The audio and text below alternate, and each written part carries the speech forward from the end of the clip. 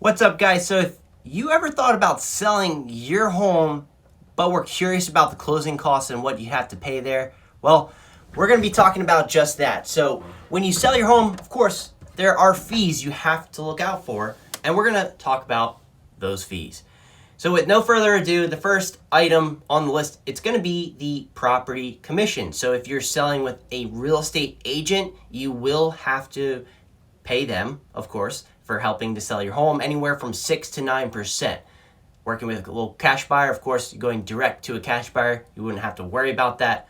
Then, of course, the next item on the list would be title insurance. So this protects the lender and the buyer in the situation if anything were to go wrong. So that is another fee to look out for when it comes to closing.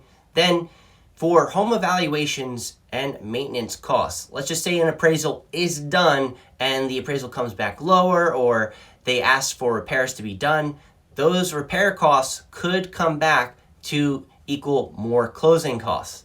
Then any property taxes from the point of you owning it have to be paid off at the time of closing. So if you haven't paid any of those taxes off, you're gonna have to pay those as well. Then when it comes to transferring a deed or selling a home just in general, there will be the tax on that as well for closing costs. So the transfer tax. Then more costs that go into closing are the attorney and legal fees, especially if you're selling in or on the traditional market. Now, one of the final obligations or the closing costs for the seller would be any protection fees or warranty. Now, this is kind of optional. Now, if you want to provide an incentive or offer a warranty to the buyer to help sell your home fast and efficiently, it's another tactic that sellers utilize, like putting a warranty on the appliances, for example, for like a year. That could be another tactic to sell your home fast, but that could be another cost for closing costs. But then any HOA or condo fees up until that point have to be accounted for.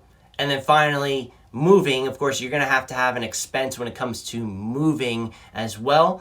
So all in a nutshell, those are all the costs that you have to look out for when it comes to closing. But if you're looking to avoid a lot of these fees, a local cash buyer can actually help you do just that, since you're going directly to them and cutting out the middlemen. And you really don't have to make any improvements, repairs if something comes back from the inspections, because they buy as is. So if you are looking to sell your house and reduce a lot of those fees, I'd highly recommend giving us a call here at Pezon Properties, and we'd love to talk to you about buying your home. Thanks so much for watching, and I hope you have a great rest of the day.